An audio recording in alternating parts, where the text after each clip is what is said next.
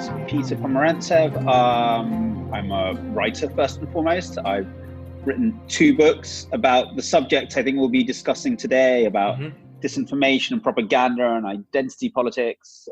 One was about Russia, called Nothing is True and Everything is Possible. And the other one really about the state of information war in the whole world, which is called This Is Not Propaganda. But I also run a research initiative at the London School of Economics and at Johns Hopkins Universities called ARENA, which kind of experiments with different ways we can overcome disinformation and polarization. And I do the odd bit of journalism as well. Okay, so let's get into the 2 books. I've read both of them. I've quite enjoyed them. But for listeners who don't know, can we kind of go through like some of the main arguments and how and why did you start with Russia, and then with the second book is sort of like a more global overview of the situation? So I lived in Russia for 10 years, between 2000 and 2010. And I did a lot of things. I was quite young then, but I largely worked in television. My background's not in writing. My background's in film and TV. And at the end of my time there, I'd realized that I'd really seen close up a new kind of propaganda model develop that was, we're talking about Russia, very different to the communist model. This was a propaganda model which didn't try to convince people about, some great ideology. Instead of just try to sow kind of cynicism and say that, well, there is no good out there. Everything is corrupt. The whole world is corrupt. So, Russia can just be as corrupt as anywhere else. And it didn't try to convince people so much as to sow doubts and uncertainty through disinformation and conspiracy theories. And it was a kind of, it was a propaganda model which didn't try to proclaim a glorious communist future, but which was kind of full of nostalgia for, a very misty past, and where all the effort was made into kind of constantly redefining the meaning of the people, which was constantly in flux. And it was a propaganda model where kind of ideological ideas of left and right had disappeared, where you had a liberal democratic party that was neither liberal nor democratic. You had a communist party, which was kind of, nationalist orthodox.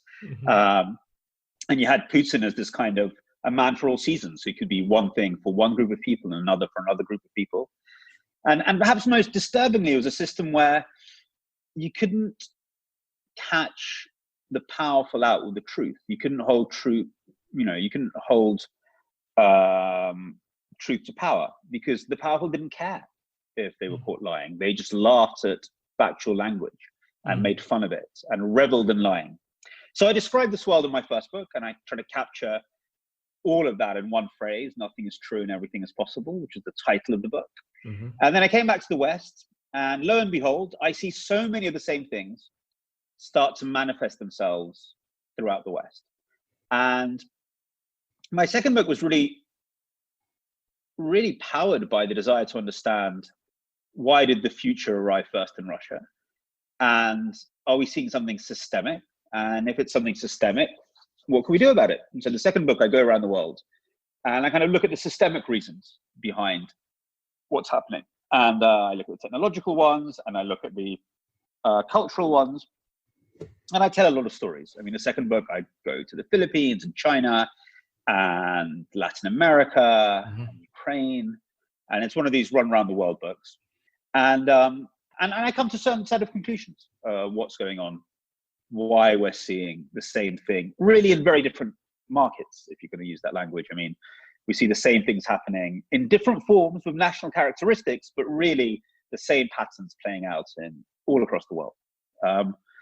So the second book is, trying to understand why, and what do we do about it? And so you mentioned that the future came first to Russia, and in some ways, this is a future where you're being told that there is no future. That's sort of part of the idea, isn't it? Yeah, exactly. So the futureless present, I think, is what I call it. Yeah. Oh, that's a good term. Yeah, futureless present. Yeah, and look, I don't think there's anything mysterious in that it came to Russia first. And also, look, there could well be other places where arrived at this place, but the place is a place where all the kind of Enlightenment, rational projects of the future have emptied themselves. So in Russia, obviously, people stopped believing in communism really during the Soviet Union. People have a very cynical attitude to it. And then really already in 93, I think 93 is a very important year for Russia.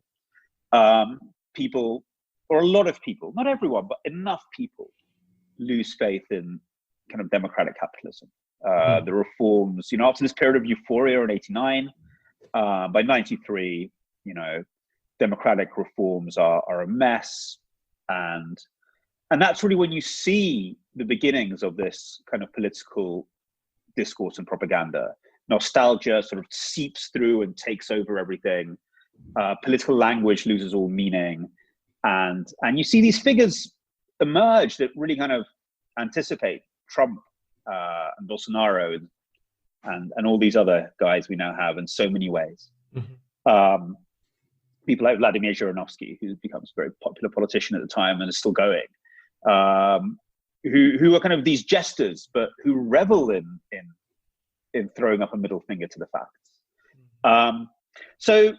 In the book, I go into a lot of detail how the political strategies that Russian spin doctors used in the 1990s, I'm not saying this is the same thing, but they anticipate the same kind of situation that spin doctors across the world now operate in.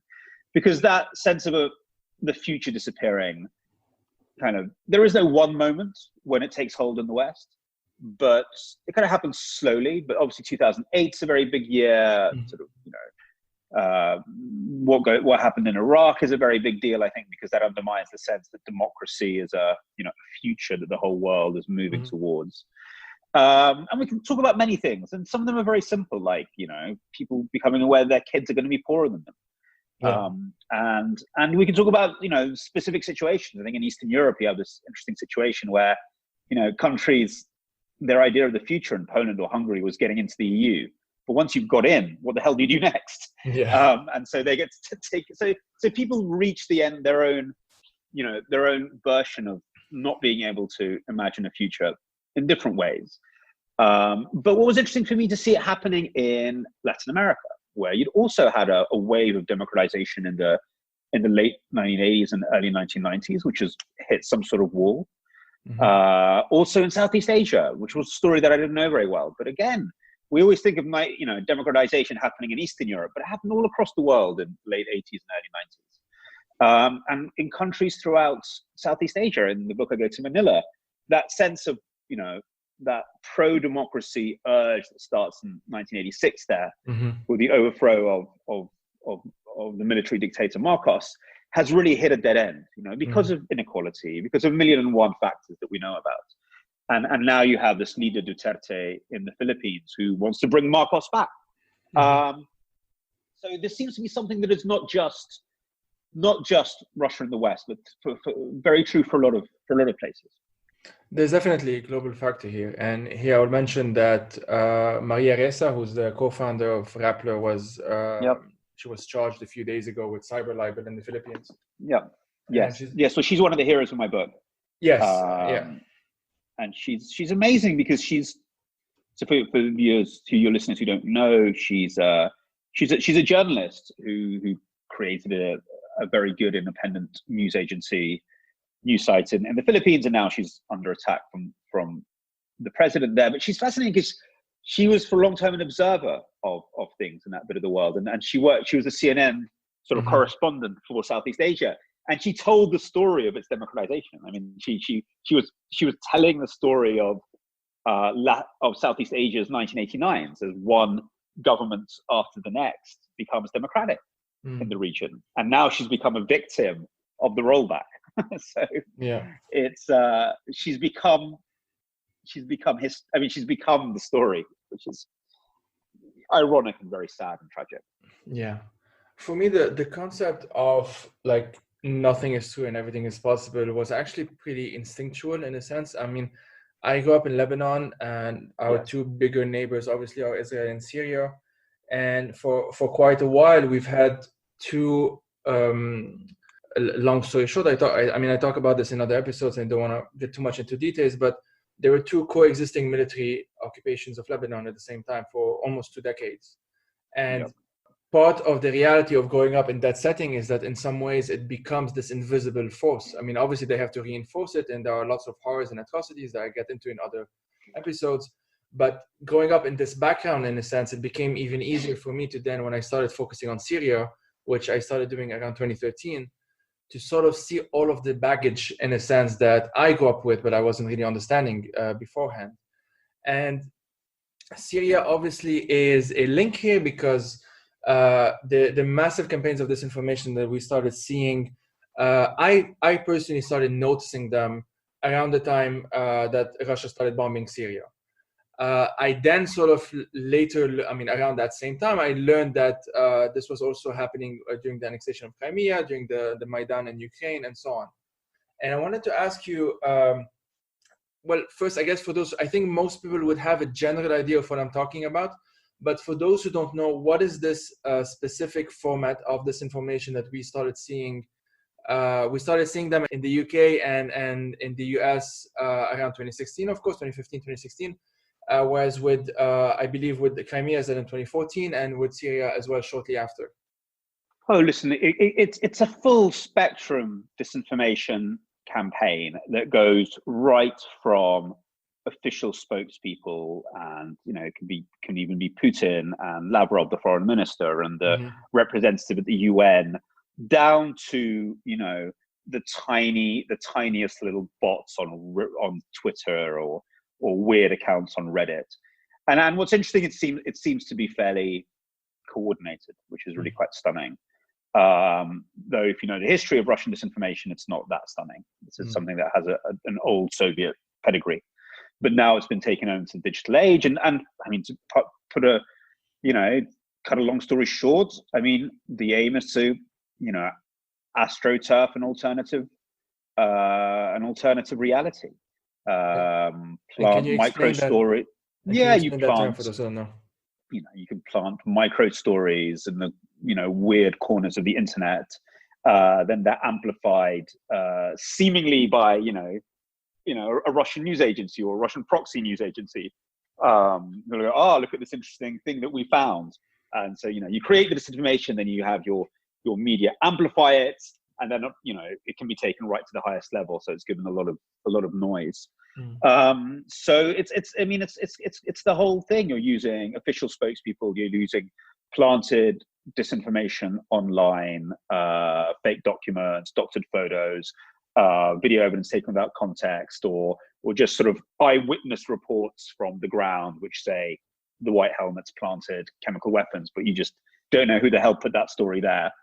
And I suppose what's this is very similar to what the Soviets did with their disinformation campaigns. They'd plant, a fake piece of evidence somewhere in the information ecosystem and hope that it will get picked up or will get picked up by Soviet media itself. But now you can just do it very, very fast. You can do it at scale, and you can just create so much of it in really quite crass ways that people just give up. They get very, very confused. And we saw a lot of this in the during the war in Syria, with disinformation about the Syrian opposition, about the white helmets, who are kind of humanitarian workers, and so on and so forth. And it's just it's the scale of it which is new, the pace that it can be created, and kind of the aim, which is as often not just to make people feel that they can never work out what the truth is. So the Russians were doing a lot of this in Ukraine when they invaded Ukraine, and they sort of repeated it with Syria. So there's been very good research by computer science researchers about the architecture of this. So part of the reason why I wanted to talk to you as well, other than to introduce your two books to like the audience of this podcast, is I wanted to always to emphasize, and this is something that's very important because I think it's still very widely misunderstood, despite the fact that, as you said, there's quite a lot of research being done. There's not just a matter of dealing with fake news and then trying to convince people that this is fake news, but it's also the time that is spent. So I'll use my example here. As an activist who's obviously opposed to the Assad regime, who has this focus on Syria, at some point, especially around 2016, up until the point of the fall of Aleppo, that whole year was quite difficult, of course. A lot of time was spent by myself and especially by Syrian activists, including Syrian activists who were under the siege, so under the bombardments in eastern Aleppo. A lot of time was spent by this group of people trying to debunk conspiracy theories and disinformation and all of that. That it actually took away time that could be spent, let's say, lobbying for some kind of humanitarian solution, some ceasefire, something to be done. And so, in some ways, it's kind of like the other side of the coin of nothing is true and everything is possible, because at this point, what ends up happening is that nothing is true and also nothing is possible. Is that it's really a collapse of the entire ecosystem, if you want, if that's the correct word to use. I'm not sure if that's the correct word to use, but I wanted to ask you, for those, from what I can tell so far, a big part of the audience would know at least the basics when it comes to Syria, but not necessarily when it comes to Ukraine. And so, as much as you can, what is the big deal? Why was it such a big thing for Maidan, Euromaidan, however you want to call it, to happen? And why was the reaction? Well, I mean, there's the geopolitical aspect of why did the Russian government militarily invade Ukraine. That's one thing, and you can get into that if you want. But also, like on the disinformation level, how did the media outlets like Sputnik, like RT, the troll farms that are associated but are not necessarily the same thing, how did they sort of react to this movement, to this revolution? And how have they sort of developed since then? Is it kind of just the same model being applied in different places, or like have they learned in some ways to adapt to different situations? So I mean, I'm trying to summarize this very, very, very succinctly. I mean, one NATO general called it the greatest information blitzkrieg in history, or something like that. The information was a very targeted campaign in Ukraine. It wasn't random. It was there's several audiences they were working on. There's the Western audience, where there's a bunch of narratives that they use, which were repeated again. It's a full spectrum thing. It's repeated at the top. It's by troll farms, by media. There's lots and lots of levels to it, and they know their audience well. In that sense, it's a very contemporary marketing-based approach. They know that to the leftists you say, this is all because of NATO imperialism. And to the right wingers, you say, we're stopping LGBT and Euro values spreading in Ukraine. So you do a different message for different groups, knowing which audience will want what. So that's the first thing. But really, the main focus was on Ukraine itself, and there the aim was to make enough parts of the population in eastern Ukraine feel that their lives were in danger from people in Western Ukraine, that this was a fascist revolution of some sort, that this was sort of playing on a lot of Second World War narratives, and that they were in danger, and that this was an attack on them, and encouraging them to follow the cause of separatism, or to call for Putin to invade to protect them. That was a very big line. Sort of, there are gangs and violence all across Ukraine, marauding right-wing gangs are out to get you. We need Putin. Putin, come and save us. Please come and invade. So that was kind of that was the main strategic narrative, which didn't hold for very long, but held for enough time for them to undertake the various physical actions they wanted to. So it was an information campaign that was linked to a physical campaign as well, in that sense. That kind of paved the way for certain types of action, whether it's annexing Crimea or kind of controlling and sponsoring separatist forces in eastern Ukraine.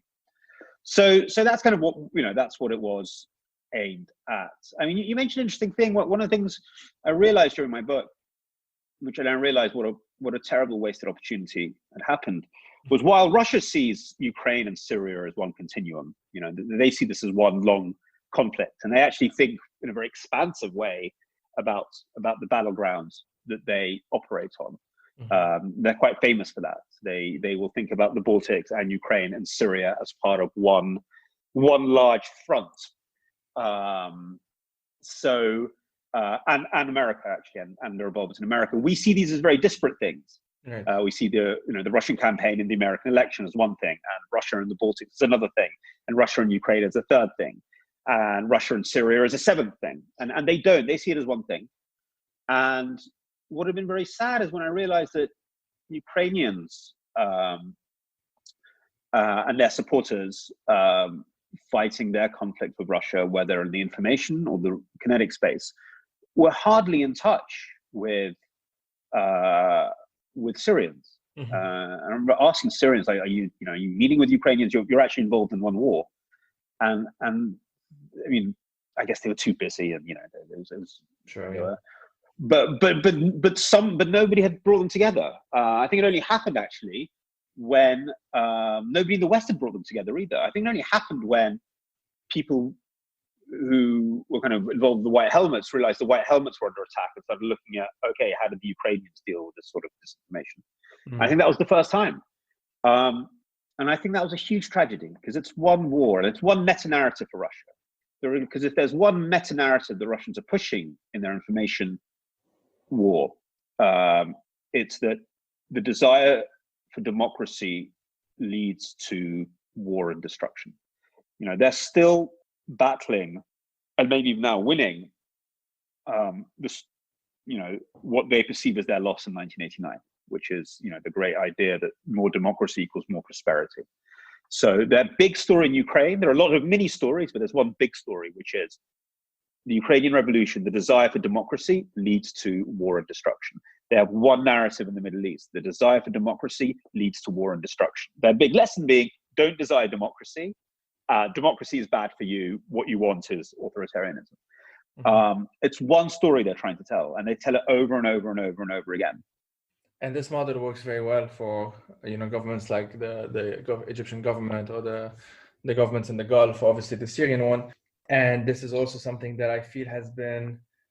At first, let me just say first that I completely agree with you on the missed opportunities. It's something that I started discovering when I started meeting up with groups in London, like Syrian groups in London. There were a very small number of Ukrainians who sometimes would appear in some of our events. But as far as I know, maybe I'm just missing out, but as far as I know, no real big attempts has really been done to connect the two. But even civil society funders who were supporting them, I don't think ever saw this as one thing. It's like, because look, activists are too busy sometimes to do anything. They're just too busy surviving. But this, somebody could have started bringing them together. No, I think it goes all the way through. We see these as a set of siloed conflicts, while the Russians don't. For the Russians, this is one great war on democracy. Yeah. There's a question that, I'm sorry, it will kind of take us back to the earlier part of this conversation, but I forgot to ask it. Because I think you mentioned once that Putin actually went after the television stations even before going after the military and the energy sectors, right? Okay, that's very interesting. Yeah. So one of the first things that Putin does when he gets into power is go after the TV channels, and they were controlled by, frankly, not very nice oligarchs, Gusinsky and then Berezovsky, and he goes after them very early. You've got to understand, he's matured in the 1990s. He's seen how transformative television was in Russian politics. In 1996, television saved Yeltsin when he looked that he was about to lose, and then he knows it from himself. He's a nobody when he's made prime minister in 1999. Like, he has no charisma, and he's really built up through a very powerful and successful propaganda campaign in 2000 to become this kind of warrior president. I mean, he starts a war as well, which is always helpful if you want to position yourself as a warrior. But it's very much a war that's played out on TV. I don't know, he's constantly going down to the front. This is in Chechnya, and showing what a great war leader he is. And so he knew from himself that TV had made him.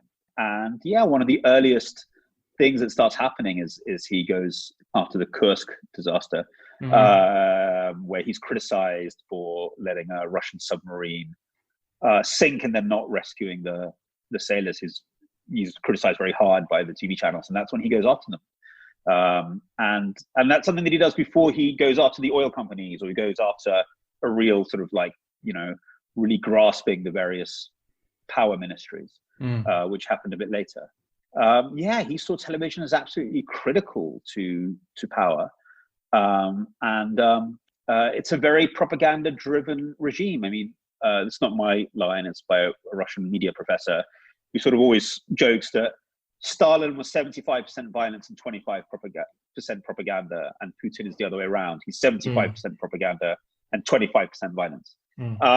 You do need the violence, by the way. You need to arrest people. You need to have show trials. You need to show hard power. I mean, without all those things, the regime wouldn't function. But compared to the Soviet regime, it's almost, it's quite soft towards its own population.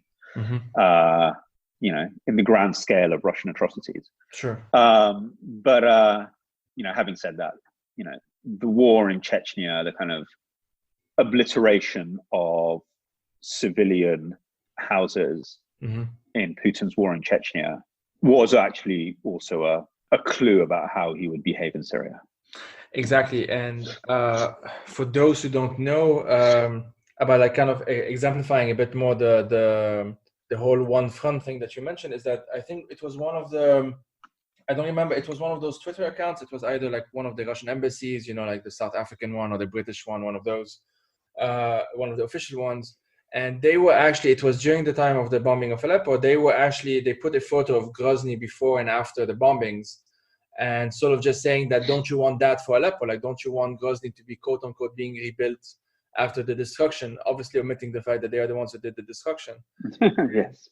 The same was being said about Aleppo. And I remember just commenting at the time, like, if only we had any indication of what it is we should expect out of the Russian bombardments of Aleppo. I mean, the Russian government has really just been saying it as openly as they could, I guess. And part of how, I suppose, building on what you said, part of how they've managed to do that is to actually rely on the fact that there's so much noise and disinformation out there that they can say something, but then they can even contradict it a half an hour later, and we wouldn't be none the wiser. At least that sort of seems to be the rule book here.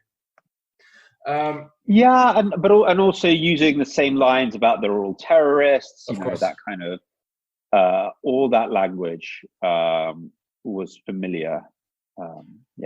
Of course, and they showed like Osama bin Laden winning the Oscars when the White Helmets won. There was that documentary that won the Oscars, and I mean, in some ways it's old school propaganda. It's kind of like the quote unquote war on terror narrative in some ways. Well, not in some ways. It's literally that. I wanted to you mentioned this concept of pop-up populism, and I think you actually mentioned this in the interview with Maria Ressa, and it was rather than an ideology, so rather than populism being this ideology, it became more of this method or this strategy that's born out of this of the reality of social media. So can we kind of talk a bit about pop-up populism and why specifically social media, which is kind of like the elephant in the room, obviously, in this whole disinformation conversation.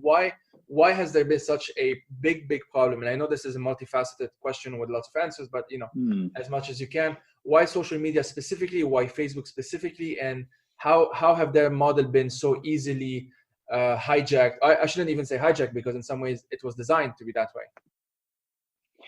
Yeah, I mean, I think social media has turbocharged a process that was already, which I've seen happening in other markets without social media.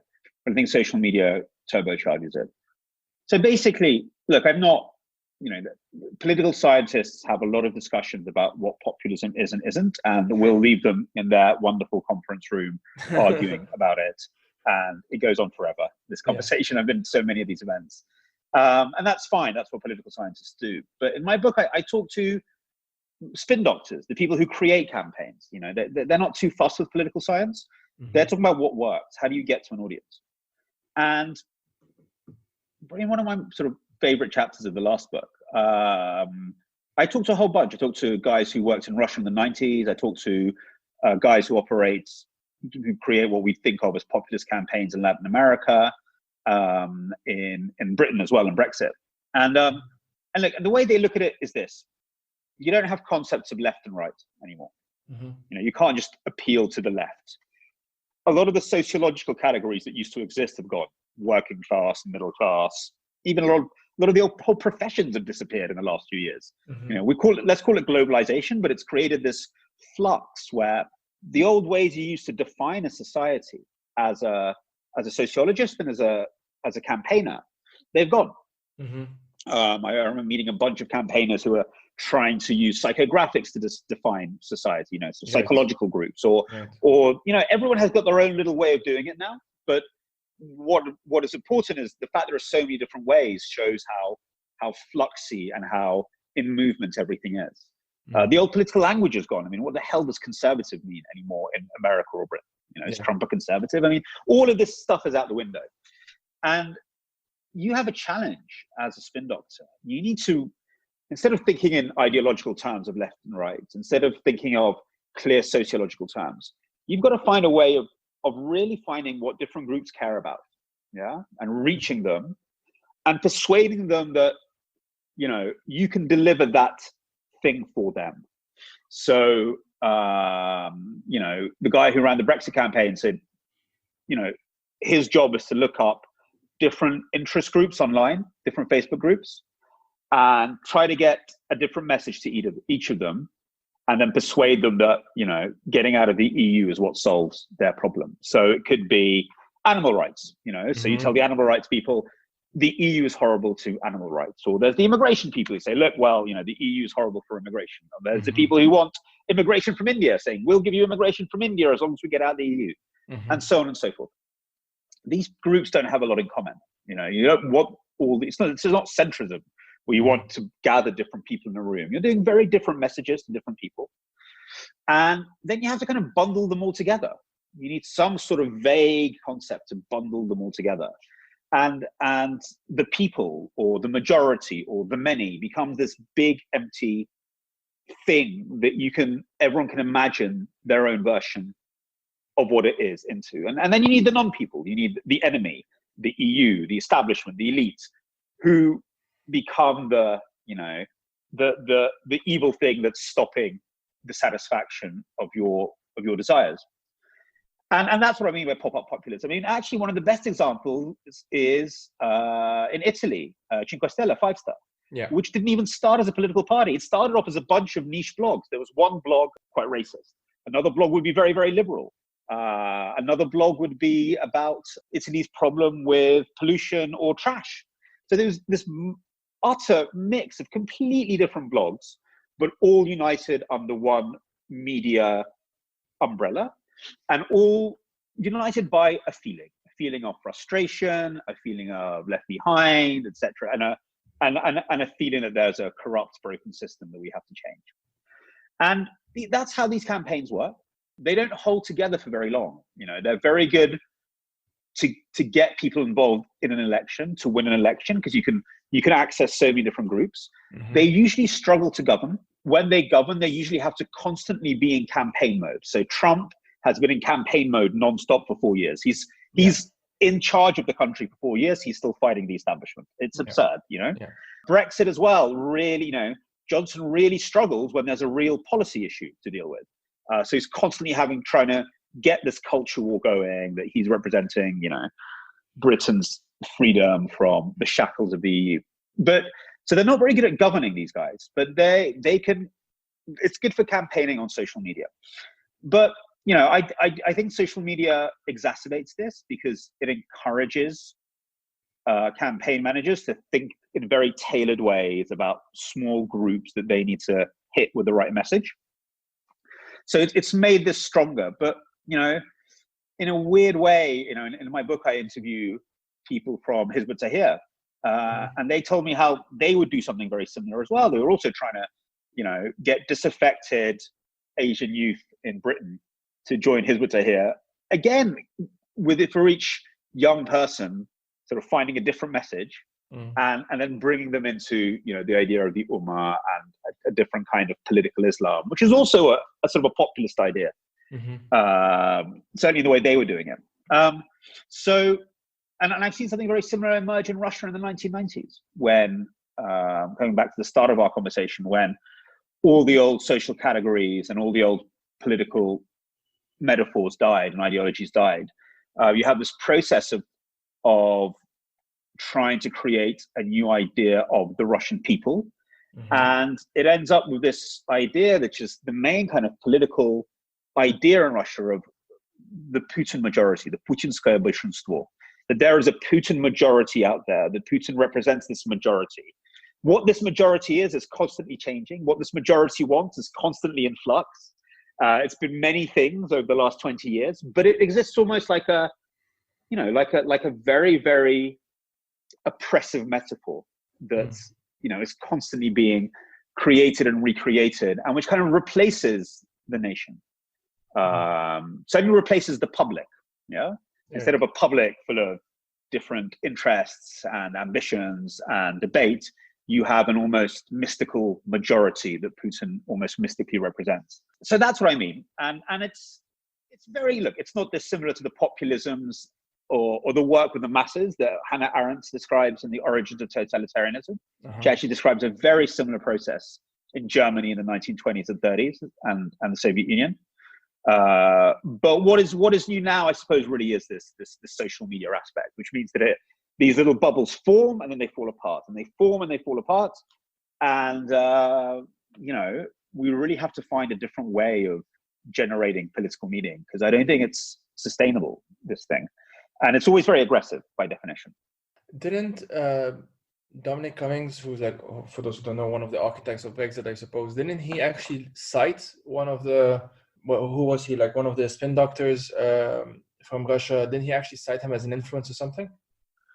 I don't know if he did that. He quoted my book saying that he was inspired by a guy who I described there called Surkov. But yes, I mean, Cummings is an intellectual as well as a spin doctor. He does a lot of reading, but he's talked about, but even without this kind of, this kind of stuff, I mean, you just look at, in my book, I interviewed actually the digital head of Vote Leave, who's the guy doing specifically the online stuff. Yeah. Cummings managed the whole thing, but look, he's given talks about this very openly. That the reason they won the campaign was because they could get into micro messaging. They could find very specific messages for different groups. That's just what social media is. That's that's its design, and so naturally, a good campaign manager uses that.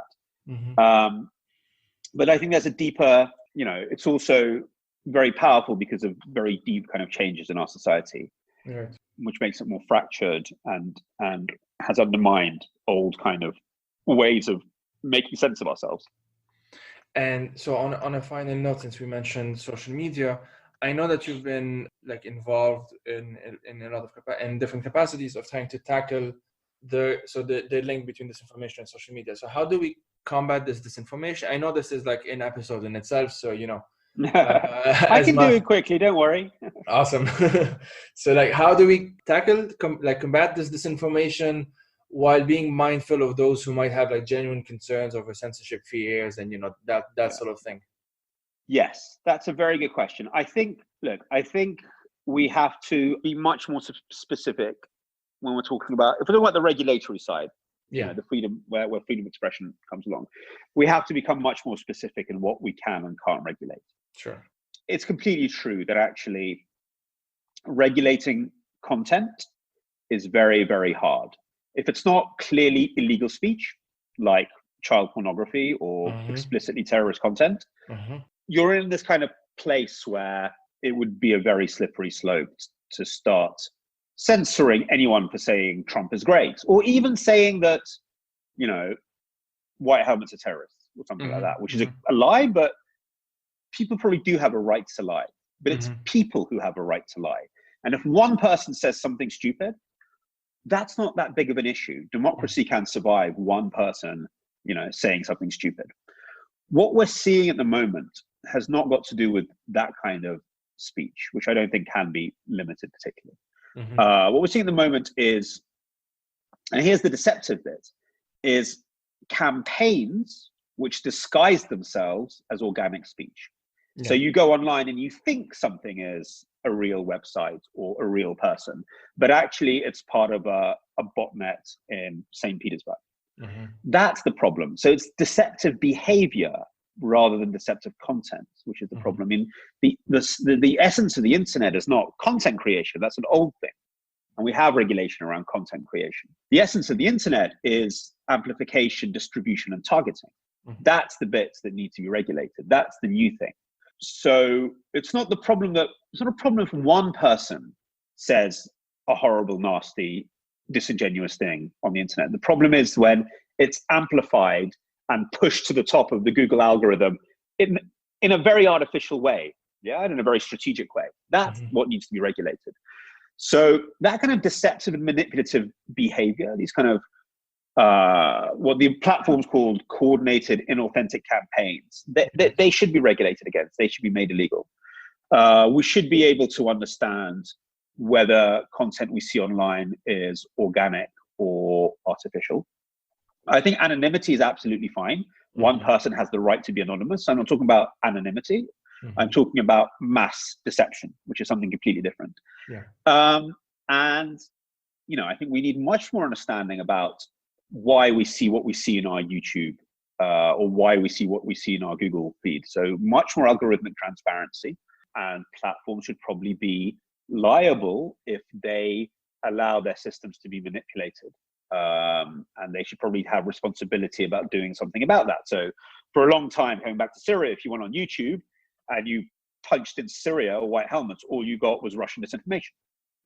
Absolutely. I think the platforms have a responsibility for seeing who's doing this and why. This was done strategically. It was quite a simple thing. It was just filling a data hole, a data vacuum. Pumping so much disinformation into YouTube that these stories started to come top all the time. I think that the companies do have a responsibility of showing us a mixture, at the very least, a mixture of content when it comes to especially these kind of very controversial issues. So look, that's all about the responsibility of the platforms, where their responsibility kicks in. I'm not saying we should limit people's freedom of speech, but I think the companies have a responsibility to give us a responsible mix of content. And I do think that kind of deceptive behavior can be regulated. And I think troll farms should be legal. I think they should be domestically legal, internationally legal. I just think that sort of behavior has to be legal. I don't think there's any place for it. You can have campaigns, but then you go, this is a campaign. This is a campaign to spread this message. And that this is not, this is not actually, someone pretending to to an eyewitness in Dera. This is actually a guy in St. Petersburg sitting there going, this is part of the St. Petersburg campaign to spread this message. And then you'll treat it differently. So I do think we need a lot more transparency online. So that's a very important part. And hopefully we'll get there, because I do think there's more awareness among policymakers now about what we're talking about here. The first laws that were passed were stupid, even in democracies, like fake news laws. I just think it just doesn't work, apart from being probably illegal when it comes to freedom of expression. I mean, I would love, I often see my friends and sometimes my in-laws, dare I say, perhaps not, theoretical in-laws, post nonsense online. And I'd love to call Facebook and say, look, can you take down this post by my granddad or whatever?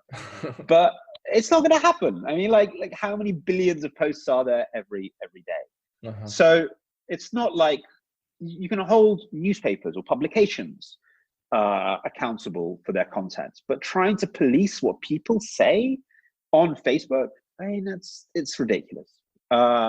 So I think all these attempts to create kind of fake news laws and disinformation laws and even like hate speech laws without defining hate speech, I think I think it's probably illegal, and I think it's also just impossible.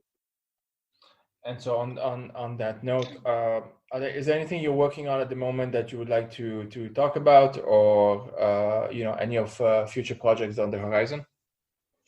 Anyone can visit our website at the London School of Economics. It's called Arena. We're going to have a bunch of new reports out over the next couple of months about what research we've done in Ukraine, a bit later in Hungary. Then just some stuff summing up all our thinking. So, if people really want to get into the weeds of how we can respond to disinformation, then, come and have a look and get in touch with me. Awesome. Thank you a lot for your time. Yeah, thank you for letting me rabbit on. My pleasure. All right, mate. Bye.